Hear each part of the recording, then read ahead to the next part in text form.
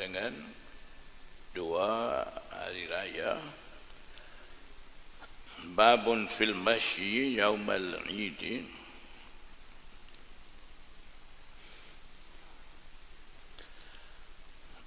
Bab berkenaan dengan berjalan kaki pergi sembahyang raya pada hari raya.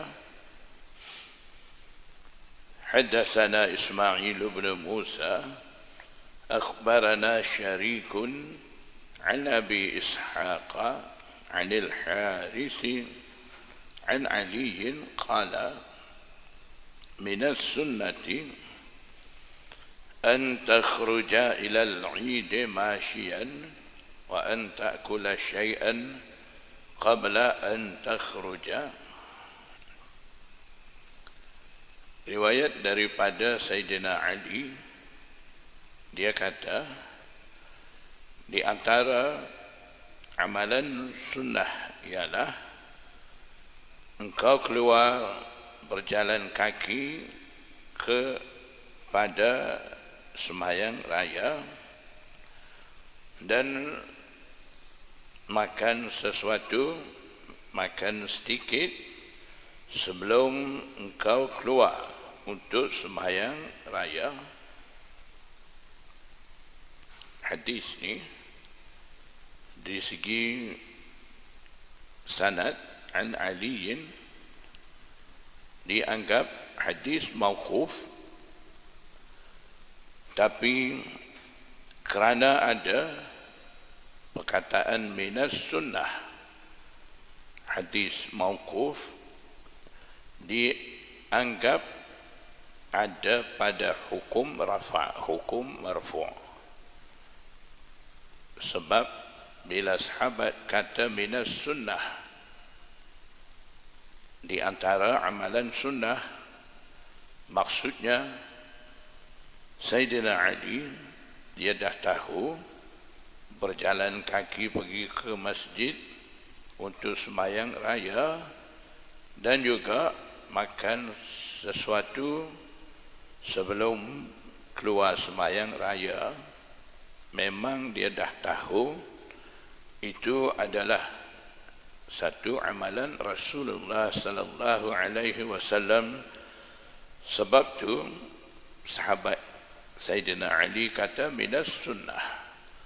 Kalau tidak ada dalil yang mengatakan Nabi sallallahu alaihi wasallam keluar sembahyang raya berjalan kaki ataupun makan sesuatu sebelum keluar pergi sembahyang, kalau tidak ada apa-apa dalil berkenaan dengan tu, sahabat memang tidak berani nak kata begitu, tidak akan sebut minas sunnah, tidak berani mau sandar kepada Rasulullah sallallahu alaihi wasallam. Jadi mengikut kaedah usul hadis, bila sahabat kata minas sunnah, itu dikatakan hadis mauquf fi hukmil marfu'. Gambaran hadis itu kelihatan mauquf, tapi pada sebenarnya hadis itu dikira hadis marfu'. Qala Abu Isa, Imam Tirmizi kata, hadza hadisun hasanun, ini adalah sebuah hadis hasan berdasarkan pandangan daripada sesetengah muhaddisin. Sanad hadis ni dianggap dhaif, walaupun dianggap dhaif, Imam Tirmizi menghukum hasan disebabkan dalam bab ni ada banyak hadis lain yang menguatkan sanad hadis ni. Memandangkan keadaan tu, Imam Tirmizi hukum hadis ni hadis hasan. Jadi bagi Imam Tirmizi yang tahu satu-satu hadis dengan banyak sanad. Jadi dia tahu masih ada lagi banyak sanad yang lain, sama ada hadis dhaif yang lain ataupun hadis hasan sahih berkenaan dengan hadis sama maksud dengan hadis ni. Jadi dengan cara mengambil kira begitu, kebanyakan hadis dhaif yang mana Imam Tirmizi masukkan sebagai hadis bab dalam Sunan Tirmizi, biasanya Imam Tirmizi hukum hasan. Jadi jangan pula hadis yang dah Imam Tirmizi hukum hasan tu, apabila kita jumpa ataupun dapat maklumat daripada penerangan sesetengah muhaddisin yang kata sanad hadis ni dhaif, jadi jangan kita salahkan Imam Tirmizi kenapa hadis ni dhaif, menghukum hasan dan sebagainya. Jangan kita kritik begitu. Kita perlu faham uslub Imam Tirmizi itu. Selalunya dia bawa hadis dhaif, kemudian dia akan nyatakan ada sokongan hadis bagi hadis dhaif itu, ataupun dia tahu dan muhaddisin yang lain juga tahu masih ada lagi banyak sanad bagi hadis ni yang boleh membantu sanad hadis ni supaya naik ke darajat hasan li ghairihi. Jadi apabila kita jumpa hadis yang Imam Tirmizi dah hukum hasan, kemudian kita dapat tahu sanad yang Imam Tirmizi masuk tu kata hasan tu nyata sanad tu dhaif. Ketika tu kita kena faham yang Imam Tirmizi sebut hasan tu hasan li ghairihi, maknanya sanad hadis tu dhaif disebabkan ada sokongan tarik lain. Dhaif tu dah naik darajat hasan li ghairihi.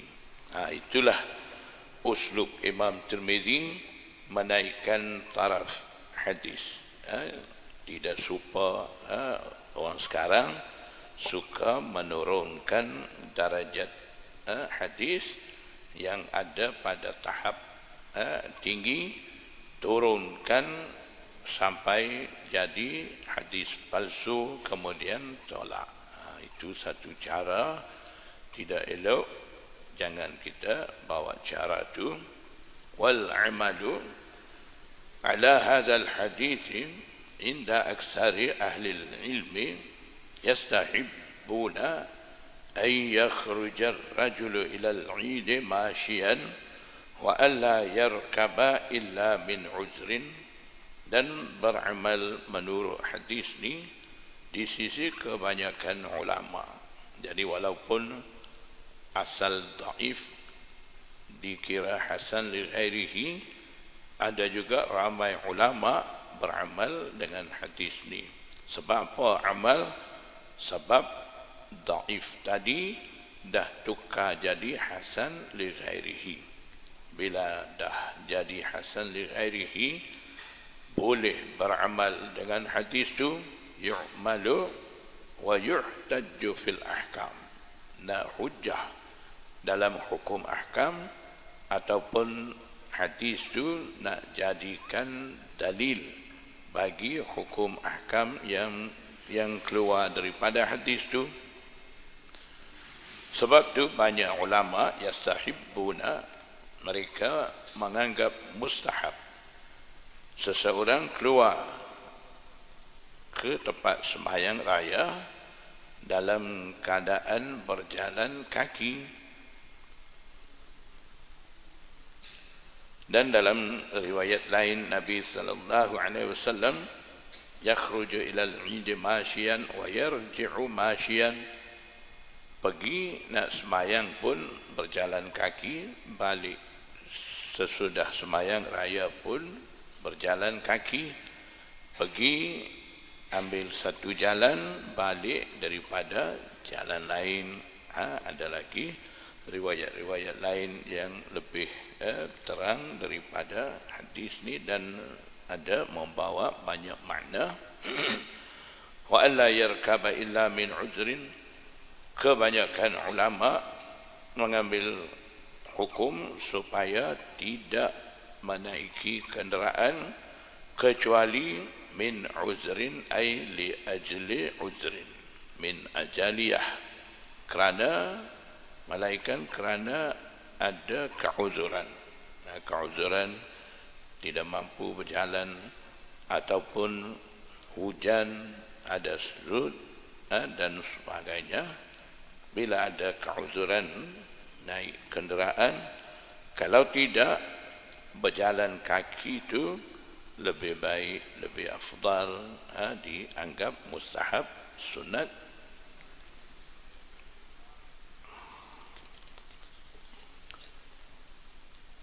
Babun fi salatil idaini qabla al-khutbati. Bab menceritakan berkenaan dengan semayang dua hari raya tu dulu pada khutbah. Semayang dulu, kemudian barulah khutbah. Tidak khutbah dulu, kemudian baru semayang. Khutbah dulu, baru semayang ni, semayang Jumaat. Semayang dulu, lepas tu baru khutbah, tu semayang raya. حدثنا محمد بن المثنى أخبرنا أبو أسامة عن عبيد الله عن نافع عن ابن عمر قال كان رسول الله صلى الله عليه وسلم وأبو بكر وعمر يصلون في العيدين قبل الخطبة ثم يخطبون. Riwayat daripada Abdullah bin Umar, dia kata kebiasaan Rasulullah sallallahu alaihi wasallam, Abu Bakar As-Siddiq, Umar, mereka sembahyang raya pada dua hari raya sebelum khutbah. Setelah itu, setelah selesai sembahyang, barulah mereka khutbah. وفي الباب عن جابر وابن عباس قال أبو عيسى حديث ابن عمر حديث حسن صحيح والعمل على هذا عند أهل العلم من أصحاب النبي صلى الله عليه وسلم وغيرهم أن صلاة العيدين قبل الخطبة. Kebanyakan ulama dari kalangan sahabat Nabi dan tabi'i, mereka beramal menurut hadis ni, iaitu mereka sembahyang dua hari raya sebelum khutbah.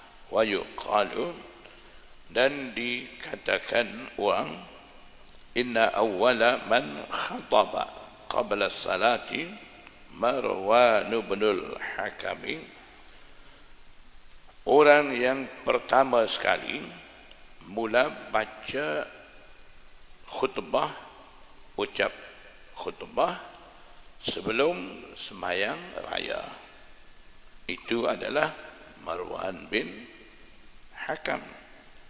Jadi dia mula ubah cara, mula khutbah, kemudian barulah dia sembahyang. Dan ada juga riwayat menyatakan Sayyidina Uthman juga khutbah dulu, kemudian baru sembahyang raya. Jadi ada dua orang yang buat begitu, Sayyidina Uthman dan juga Marwan bin Hakam.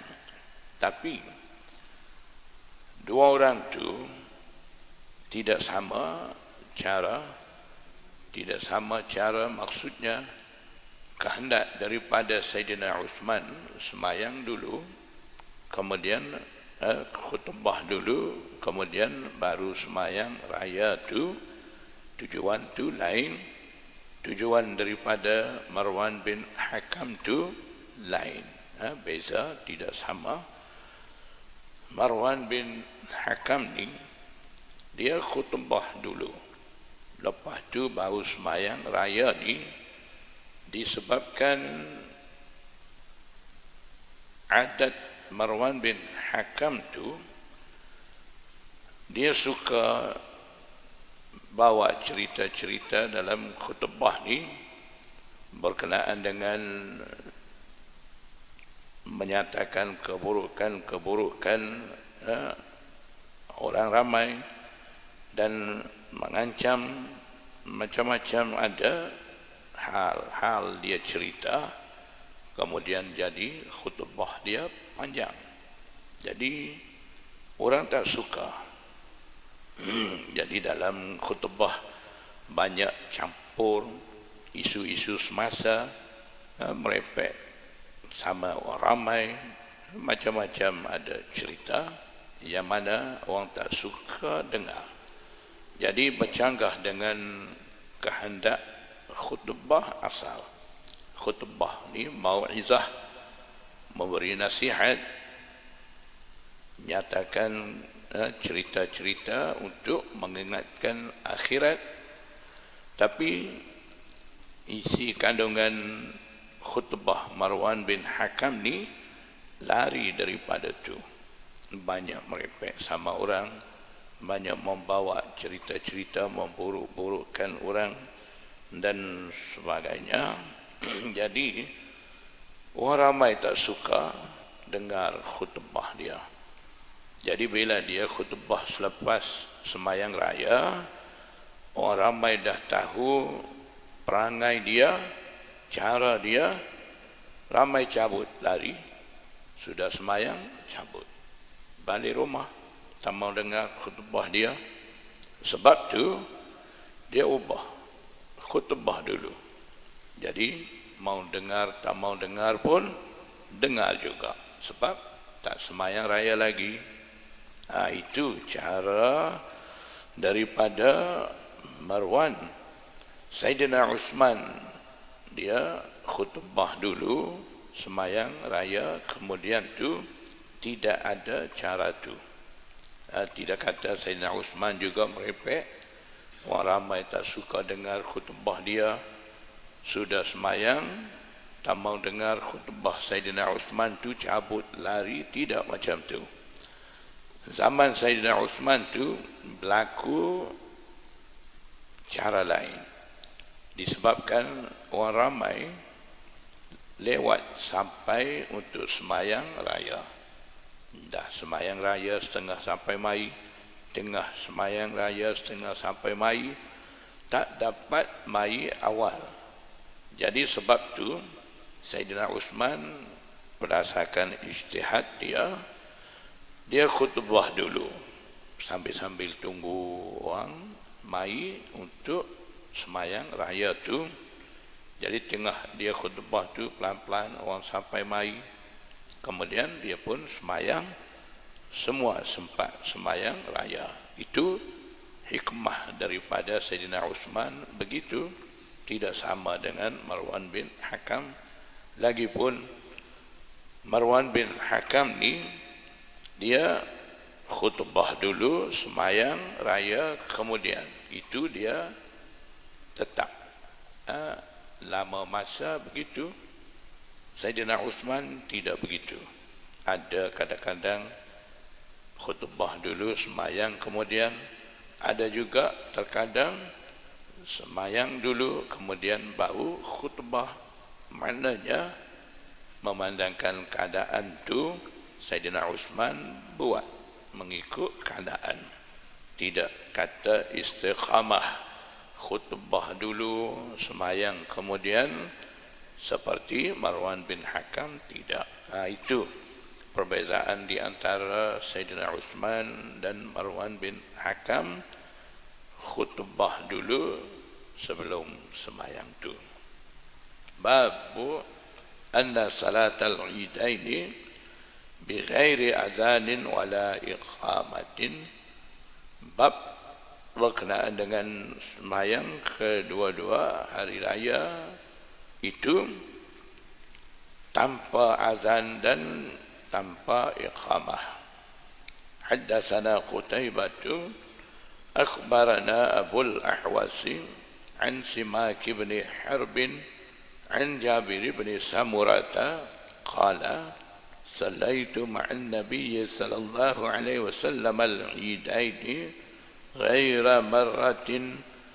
Riwayat daripada Jabir bin Samurah, dia kata saya sembahyang bersama dengan Nabi sallallahu alaihi wasallam kedua sembahyang raya bukan satu kali, wala marrataini, dan juga bukan dua kali sahaja. Maknanya berkali-kali, banyak kali sembahyang raya bersama dengan Nabi sallallahu alaihi wasallam bighairi azanin wala iqamatin, tanpa azan dan iqamah. Hadis ini menjadi dalil berkenaan dengan tidak ada azan dan iqamah pada dua sembahyang dua hari raya. Wa fil babi an Jabir bin Abdullah wa ibn Abbas qala Isa wa hadits Jabir bin Samurata haditsun hasanun sahihun. Hadis ini ditakhrij oleh Imam Muslim sebagai hadis sahih, Imam Ahmad dan juga Imam Abu Dawud. Wal amalu alaihi inda ahli ilmi min ashabin Nabi sallallahu alaihi wasallam wa ghairihim alla yu'adhdhana li salatil idain wala li syai'in min an-nawafil. Beramal menurut hadis ni di sisi ulama dari kalangan sahabat Nabi sallallahu alaihi wasallam dan juga tabi'in bahawa tidak diazankan bagi sembahyang kedua hari raya tidak ada azan, dan begitu juga tidak ada iqamah, dan juga tidak ada azan bagi mana-mana sembahyang nawafil, sembahyang sunat yang lain. Babul qiraati fil idaini, bab berkenaan dengan qiraah, bacaan surah pada dua hari raya.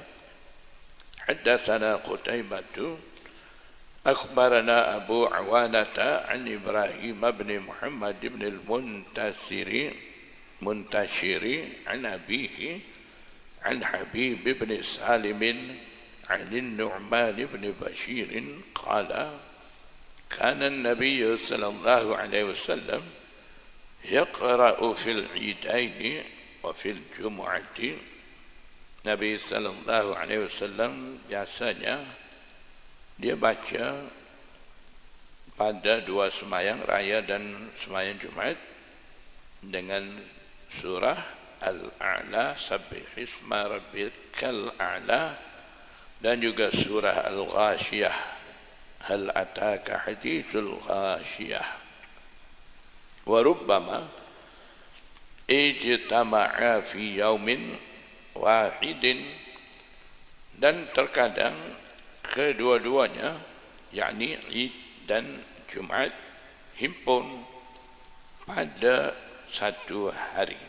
Maknanya hari yang sama, hari Jumat itu betulan hari raya. Fayaqra'u bihima, maka Nabi sallallahu alaihi wasallam baca dua surah itu. Maksudnya sembahyang raya pun dua rakaat itu baca Sabbih isma rabbikal a'la dan Hal ataka hadithul Ghashiyah. Begitu juga sembahyang Jumat pun dua surah juga Nabi sallallahu alaihi wasallam baca. Jadi hadis menjadi dalil istihbabul qira'ah fil idain wa fil jumu'ah bisabbih isma rabbikal a'la wal ghashiyah. Wa fil babi an Abi Waqid wa Samurah bin Jundub wa Bani Abbas.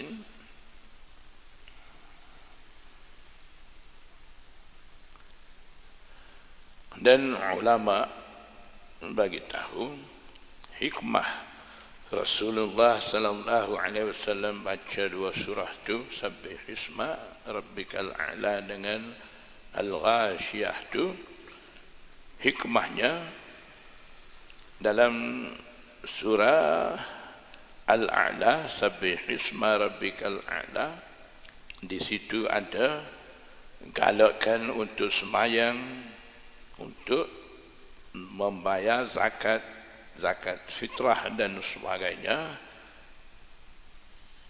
maksud yang sesuai dengan raya ada dalam surah itu. Dan juga dalam surah Al-Ghashiyah pula ada berkenaan dengan tazkiyah jiwa dan juga mengingati Allah dan sembahyang dan sebagainya, seperti mana ayat yang menyatakan qad aflaha man tazakka wa dzakara isma rabbih fasalla dan sebagainya. Ayat-ayat itu memberi peringatan berkenaan dengan amalan pada hari raya dan juga mengingatkan Allah, sembahyang dan sebagainya yang sesuai dengan hari raya. Itu sebab Nabi SAW baca dua surah itu pada dua rakaat raya dan juga Jumat. Wa fil babi an Abi Waqid wa Samurah bin Jundub wa Bani Abbas qala Abu Isa, Imam Tirmidzi kata, hadis Nu'man bin Bashir, hadis Nu'man bin Bashir yang kita baca sebentar tadi, hadisun hasanun sahihun.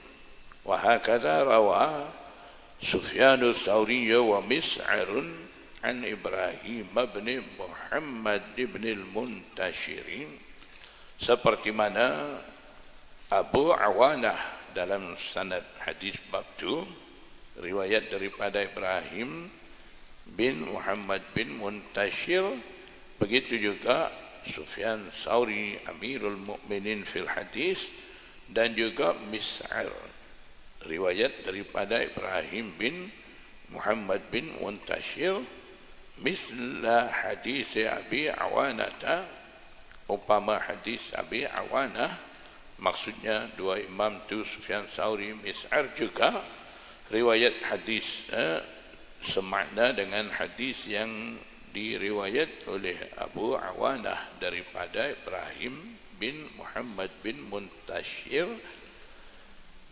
Wa amma bin Uyainah, dan Sufyan bin Uyainah maksudnya seperti mana hadis Abi Awanah dan Sufyan bin Uyainah riwayat, begitu juga Sufyan Tsauri dan Mis'ar juga riwayat, cuma ada beza di situ. Fayakhtalifu alaihi fil riwayati, maka ada bersalah-salahan, perselisihan di atasnya, di atas hadis itu dalam riwayat. Maksudnya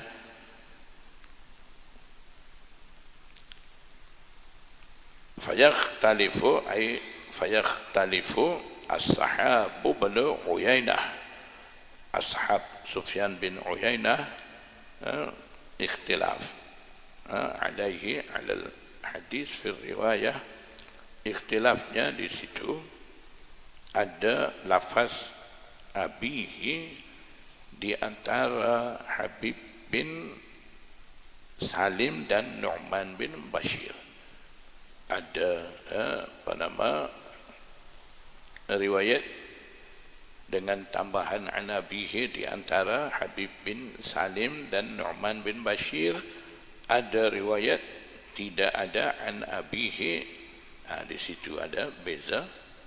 Fayurwa anhu an Ibrahim bin Muhammad bin al-Muntashir an abihi an Habib bin Salim an abihi an Nu'man bin Bashir. Maksudnya ada riwayat daripada Sufyan bin Uyainah daripada Ibrahim bin Muhammad bin Muntashir. Di situ dalam sanad itu an Habib bin Salim an abihi an Nu'man bin Bashir.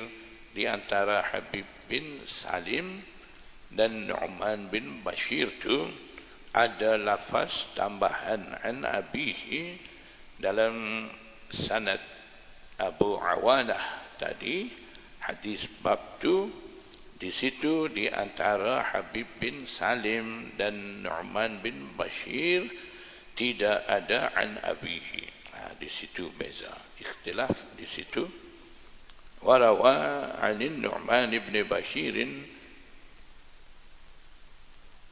wala yu'rafu li Habib bin Salim riwayatun an abihi, dan tidak dikenali bagi Habib bin Salim riwayat an abihi daripada an abihi itu tidak ada.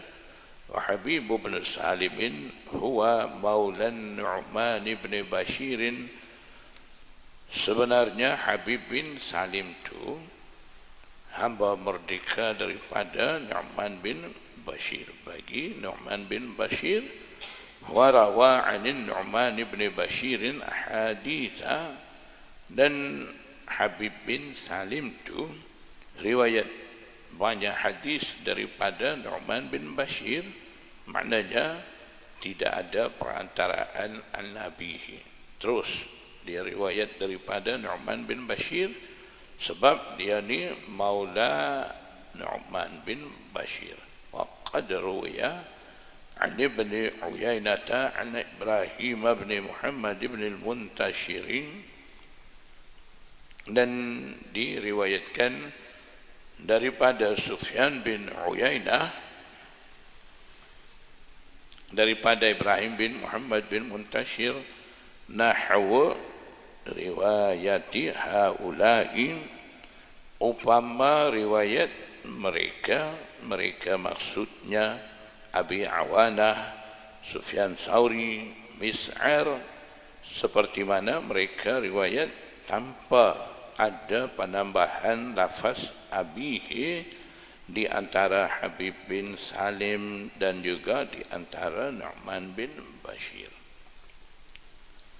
وروي عن النبي صلى الله عليه وسلم أنه كان يقرأ في صلاة العيدين بقاف واقتربت الساعة. Ada juga riwayat menyatakan Nabi sallallahu alaihi wasallam baca surah Qaf dan iqtarabatis saah pada sembahyang dua hari raya itu. Wa bihi yaqulu Syafi'i, dan Imam Syafi'i juga berkata dengan hadis itu, maksudnya di sisi Imam Syafi'i baca Sabbihisma dan Al-Ghashiyah pun boleh. Kalau nak baca Qaf waqtarabatis sa'ah, dua surah itu pun tak apa, boleh belaka. Haddatsana Ishaq bin Musa al-Ansari قال أخبرنا معن بن عيسى أخبرنا مالك عن ضمرة بن سعيد المازني عن عبيد الله بن عبد الله بن عتبة أن عمر بن الخطاب سأل أبا واقد الليثي. Umar bin Khattab tanya kepada Abu Waqid al-Laythi ma kana Rasulullah sallallahu alaihi wasallam yaqra'u bihi fil fitri wal adha. Berkenaan Umar bin Khattab tanya kepada Abu Waqid Laisi berkenaan dengan bacaan Rasulullah SAW biasanya baca pada raya Fitr dan raya Adha, raya puasa Fitr, raya haji Adha. Kana yaqra'u biqaf. Qala Abu Waqid Al-Laisi, Abu Waqid jawab kata, kebiasaan Nabi SAW pada Fitr dan Adha, Nabi SAW baca Qaf wal Quranil Majid dan waqtarabatis sa'atu wan syaqal qamar. Dua surah itu biasanya Nabi SAW baca pada sembahyang raya Fitr dan Adha. Qala Abu Isa, Imam Tirmizi kata, hadza haditsun hasanun sahihun. Imam Tirmizi kata hadis ni hadis hasan lagi sahih. Tapi kalau kita tengok sanad hadis yang riwayat daripada Sayyidina Umar tu Ubaidillah bin Abdullah bin Utbah, dia ni sebenarnya lam yudrik Umar, tidak sempat dengan Sayyidina Umar. Maksudnya di situ inqita, terputus sanad.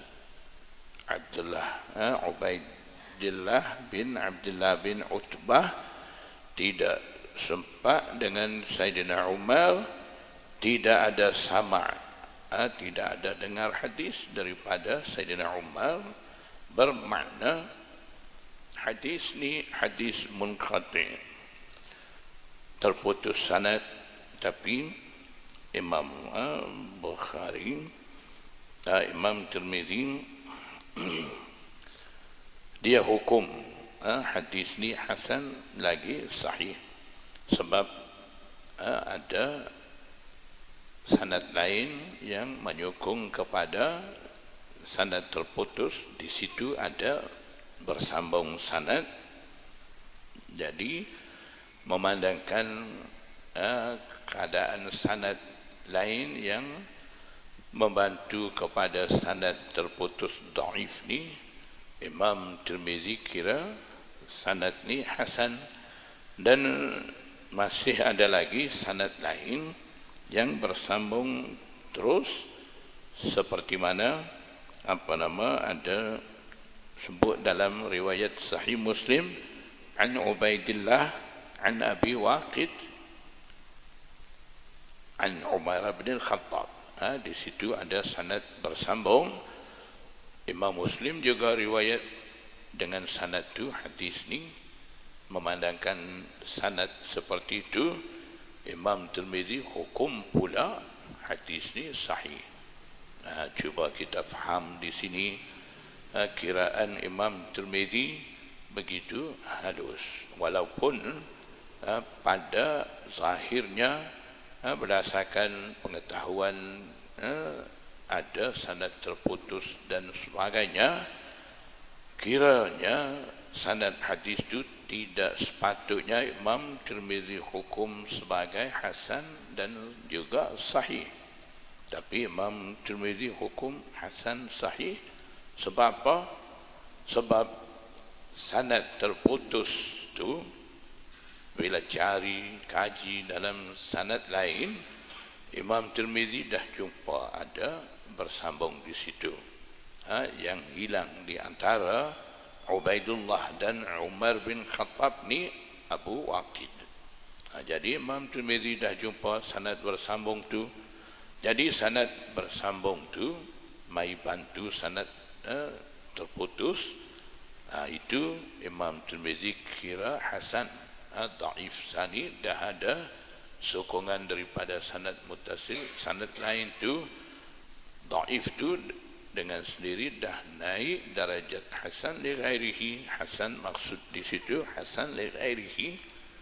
Lepas tu sahih pula Imam Tirmizi hukum. Sanad zahirnya kita nampak munqati itu disebabkan ada pula sanad sahih bersambung sanad, seperti mana Imam Muslim takhrij sanad tu, hadis tu. Jadi memandangkan ada pula sanad bersambung sahih semakna dengan hadis ni, Imam Tirmizi hukum pula sahih. Jadi kalau kita faham keadaan sebenar seperti mana Imam Tirmizi hukum secara halusi dengan hadis-hadis itu, tidak ada apa-apa kritikan daripada kita kepada Imam Tirmizi. Kalau tidak tahu begitu, tidak ambil tahu pengetahuan-pengetahuan yang sudah imam-imam muhaddisin dah bagi tahu tu. Kalau kita tidak tahu, kita akan kata dengan hanya pengetahuan kita sanad hadis ni munqati min aqsamid dhaif, sebahagian daripada dhaif. Kenapa Imam Tirmizi hukum sebagai hasan dan sahih? Imam Tirmizi ni tak betul dan sebagainya. Jadi yang kita tidak tahu tu jadi kesalahan imam. Jangan buat begitu. Kita ambil tahu betul-betul, kita nampak sanad terputus. Imam Tirmizi hukum hasan sahih. Sebab apa? Kita ambil tahu, cari jawapan betul-betul sebelum kita tahu, sebelum kita cari jawapan tu, kita cepat kata Imam Tirmizi tak betul. Itu salah kita. Jangan kejahilan kita jadi kesalahan imam. Jadi simpan dulu kejahilan kita tu dulu. Jangan tergesa-gesa mau salahkan imam, mau kritik imam. Jangan bawa sikap-sikap tu. Haddatsana Hannadun wa akhbarana ibn Uyainah an Damrah bin Sa'id بهذا الإسناد نحوه أي نحو الحديث المتقدم أو بمعناه.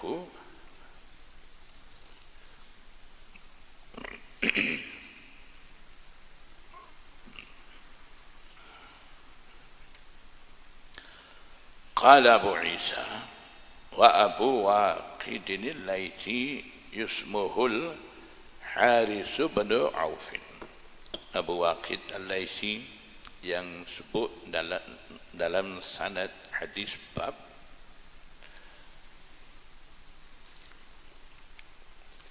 yang sebut pada sanad riwayat Sayyidina Umar tu, Abu Waqid Al-Laisi tu nama dia Haris bin Auf. Jadi ini kebiasaan Imam Tirmizi, kalau dah ada sebut dalam hadis rawi dengan gelaran, kalau ada gelaran yang sama masa tu takut tukar rawi siqah dengan yang tidak siqah, dia bagi ingat nama dia. Kalau nama dia dah sebut dalam sanad, kalau ada nama yang sama masa tu, dia akan bagi tahu pula gelaran bagi yang mempunyai nama tu supaya tidak tukar orang. Kalau tak sebut begitu, orang datang kemudian akan anggap nama Abu Waqid Al-Laisi yang nama dia Haris bin Auf tu tukar dengan Abu Waqid yang lain. Bila dah tukar, Abu Waqid yang Imam Tirmizi riwayat dengan sanad yang ada Abu Waqid tu, Abu Waqid dalam sanad tu siqah, tukar dengan yang tidak siqah. Kalau macam tu apa akan berlaku? Disebabkan Abu Waqid Imam Tirmizi dah kira siqah, Imam Tirmizi akan hukum hadis tu hasan. Contohnya, orang datang kemudian jumpa Abu Waqid tidak siqah. Dia kata pula Abu Waqid ni tidak siqah. Kenapa Imam Tirmizi hukum hasan pula? Orang datang kemudian ni dia suka kritik orang dulu. Jadi Imam Tirmizi awal-awal lagi dah jaga semua tu. Itu sebab selalunya ada dalam Sunan Tirmizi bila sebut rawi dengan gelaran di mana ada kebimbangan timbul masalah, Imam Tirmizi akan bagi ingat nama. Kalau dah ada nama akan bagi tahu gelaran. Itulah uslub Imam Tirmizi dalam kitab Sunan Tirmizi ini. Bab takbir fil idaini. Haddatsana Muslim bin Amr Abu Amr al-Hadza al-Madani akhbarana Abdullah bin Nafi' an Katsir bin Abdullah an abihi an jaddihi, riwayat daripada Abdullah tunya Nafi', Abdullah bin Nafi', riwayat daripada Katsir bin Abdullah tu bagi Katsir anna Nabiy sallallahu alaihi wasallam kabbara fil idaini fil ula sab'an qabla al-qira'ati. Nabi sallallahu alaihi wasallam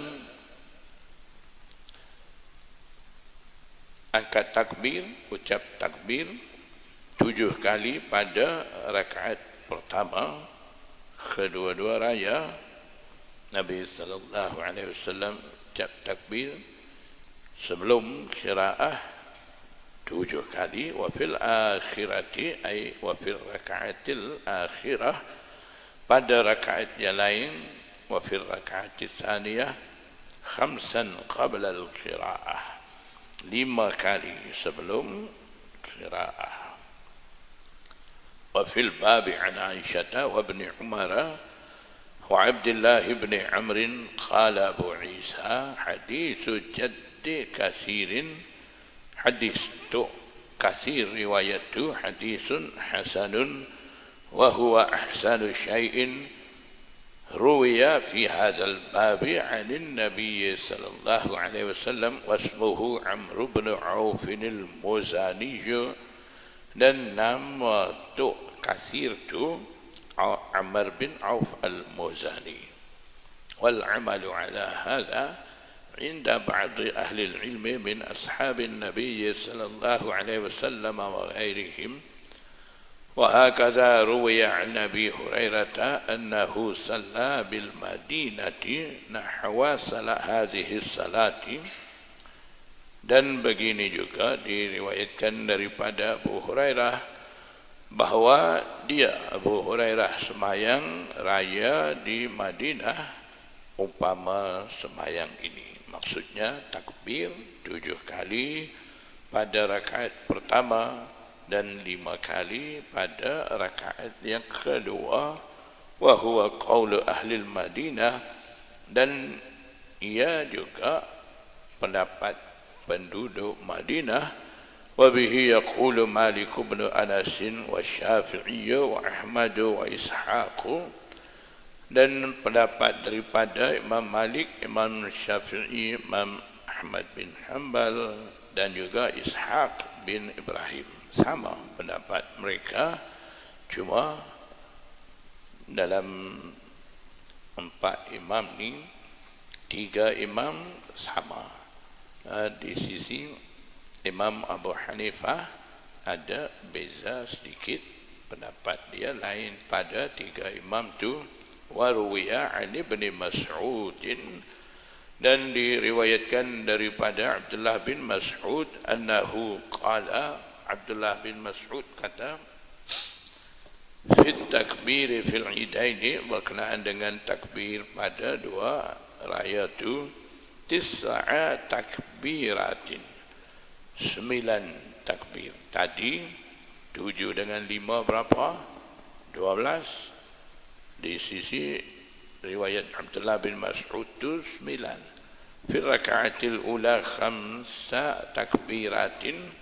Rakaat pertama 5 kali takbir qabla al-qira'ah, sebelum qira'ah. Fi raka'ati tsaniyati yabda'u bil qira'ah. Cara dia, rakaat pertama takbir dulu, baru qira'ah, baru baca Fatihah, baru baca surah. Rakaat yang kedua bangkit daripada rakaat pertama tu, mula dengan qira'ah, tidak takbir dulu. Di situ beza. Summa yukabbiru arba'in ma'a takbiratir ruku'. Kemudian 4 takbir bersama dengan takbir ruku' tu. Itu riwayat daripada Abdullah bin Mas'ud. Wa qad ruwiya min ghairi wahidin min ashabin Nabi sallallahu alaihi wasallam nahwu hadza.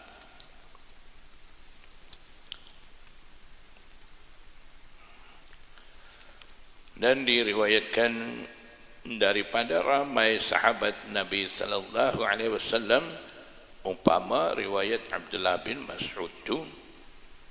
Wa huwa qaulu ahli al-Kufah. Ahli al-Kufah yaitu Abu Hanifah wa man tabi'ahu. Imam Abu Hanifah dan pengikut dia, pendapat mereka sama dengan riwayat daripada Abdullah bin Mas'ud tu. Wa bihi yaqulu Sufyan as-Sauri. Pendapat Amirul Mukminin fil hadis Sufyan Sauri juga sama dengan Imam Abu Hanifah dan juga sama dengan riwayat daripada Abdullah bin Mas'ud. Jadi biasalah Imam Abu Hanifah ni apabila dia temu banyak riwayat berkenaan dengan satu-satu amalan, dan riwayat-riwayat itu pula bercanggah. Ada yang 12 kali takbir, ada yang 9 kali takbir. Jadi bila ada tidak sama riwayat, dia akan tengok riwayat-riwayat itu sahabat-sahabat mana riwayat, dan dia jumpa riwayat daripada Abdullah bin Mas'ud ada dalam riwayat-riwayat itu. Kemudian riwayat lain bercanggah dengan riwayat Abdullah bin Mas'ud. Imam Abu Hanifah akan utamakan riwayat daripada Abdullah bin Mas'ud itu. Itu kaedah tetap daripada Imam Abu Hanifah. Sebab Imam Abu Hanifah kira Abdullah bin Mas'ud ni kibarus sahabah, faqihul ummah, dan banyak masa mendampingi Rasulullah sallallahu alaihi wasallam. Jadi sebab tu Imam Abu Hanifah kaedah dia, bila riwayat Abdullah bin Mas'ud tu bercanggah dengan riwayat daripada sahabat-sahabat lain, dia akan utamakan riwayat Abdullah bin Mas'ud tu. Dia akan amal dengan ada hukum dalam riwayat daripada Abdullah bin Mas'ud tu. Kalau Imam Syafi'i, dia tengok riwayat-riwayat bercanggah tu. Kalaulah ada riwayat daripada Abdullah bin Abbas dalam riwayat-riwayat tu, kemudian riwayat Abdullah bin Abbas tu bercanggah dengan riwayat lain, Imam Syafi'i pula dia akan utamakan riwayat daripada Abdullah bin Abbas tu. Sebab Imam Syafi'i kira Abdullah bin Abbas ni sahabat yang dapat doa daripada Rasulullah berkenaan dengan kefahaman agama. Allahumma faqihhu fid din wa 'allimhu ta'wil. Nabi SAW bagi doa ketika Abdullah bin Abbas khidmat sediakan air untuk Rasulullah SAW wuduk. Setelah Rasulullah SAW selesai istinja tu, Nabi SAW nampak kebijaksanaan Abdullah bin Abbas yang masih kecil tu. Nabi pun doa, Allahumma faqihhu fid din wa 'allimhu ta'wil. Wahai Allah, berikan fahaman agama kepada dia dan juga mengajarkan dia takwil, tafsir dan sebagainya. Jadi Imam Syafi'i kira Abdullah bin Abbas lah sahabat yang lebih memahami agama dengan berkat doa daripada Rasulullah SAW tu. Jadi sebab tu Imam Syafi'i dia akan utamakan riwayat Abdullah bin Abbas ketika riwayat dia bercanggah dengan riwayat-riwayat daripada sahabat-sahabat lain. Jadi itulah gambaran di sini Ahlul Kufah, Imam Abu Hanifah dan pengikut-pengikut dia, mereka berpegang dengan riwayat daripada Abdullah bin Mas'ud yang menyatakan 9 takbir itu. Babun la salata qabla al-idaini wala ba'daha. InsyaAllah kita sambung. Allah astaghfirullah.